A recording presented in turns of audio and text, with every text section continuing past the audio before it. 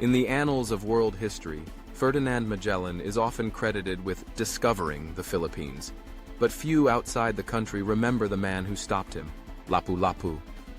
Who was this fearless warrior?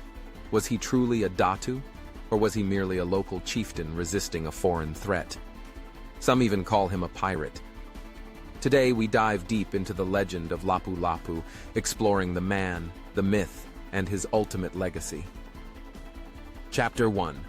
The World of Lapu-Lapu.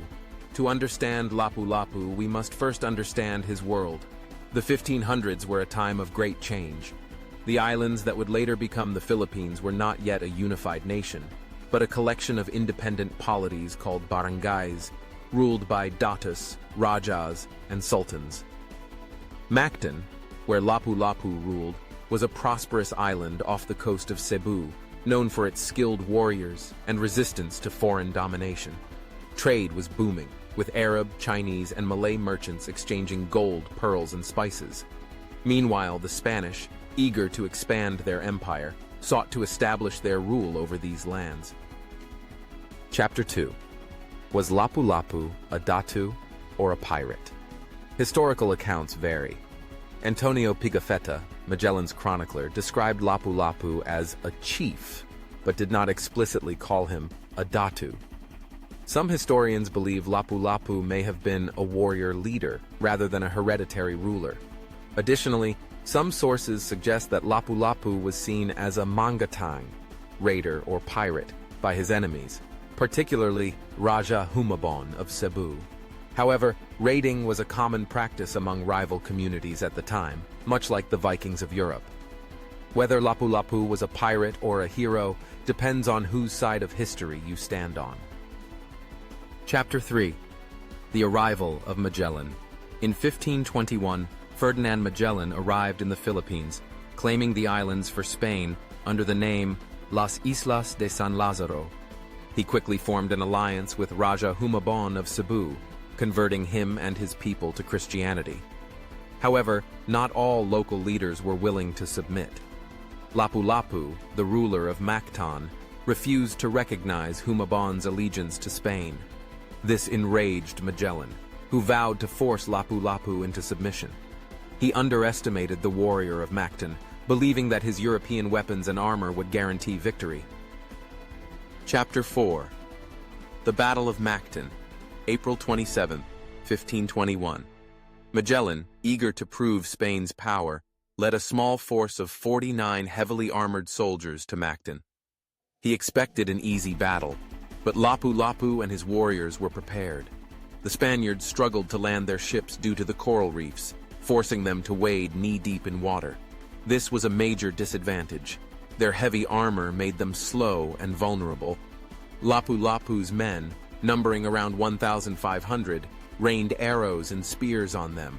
Magellan was wounded several times before finally being surrounded and killed. His men retreated in disarray, marking the first major indigenous victory against European colonization in Southeast Asia. Chapter 5. What happened after Magellan's death? After Magellan's defeat, his surviving crew abandoned their conquest and fled. Raja Humabon, fearing Spanish retaliation, turned against the remaining Spaniards and had many of them killed. Only one ship, the Victoria, managed to return to Spain, completing the first circumnavigation of the globe. Spain, however, did not forget about the Philippines. Decades later, they returned with greater numbers, ultimately colonizing the islands. Lapu-Lapu's resistance delayed Spanish rule, but could not stop it entirely. Chapter 6. How did Lapu-Lapu die? The fate of Lapu-Lapu remains a mystery. Some legends claim he lived to old age and died peacefully. Others say he was eventually defeated by rival chieftains or the returning Spanish. One folk story even suggests that he turned into stone, forever watching over Mactan. Regardless of how he died, Lapu-Lapu's legacy endures. Today, he is celebrated as the first Filipino hero who fought against foreign invaders. His name is immortalized in statues, books, and even the Philippine military. Chapter 7. The Legacy of Lapu-Lapu. Lapu-Lapu's defiance, has made him an icon of Filipino nationalism. Every April 27th, Filipinos commemorate the Battle of Mactan as a symbol of resistance. His name is honored in military and police ranks, and his statue stands proudly in Mactan. Yet, the question remains, was he truly a hero, or was he simply a man defending his land from an invading force? To the Spanish, he was a dangerous rebel. To Raja Humabon, he was a rival. But to the Filipino people, he is a symbol of courage and defiance. So, why Lapu-Lapu's story still matters? Lapu-Lapu's victory was more than just a battle. It was the first recorded act of defiance against colonial rule in Southeast Asia. His story reminds us that history is written by the victors, but legends are remembered by the people. So what do you think? Was Lapu-Lapu a hero? A datu? A pirate? Let me know in the comments below.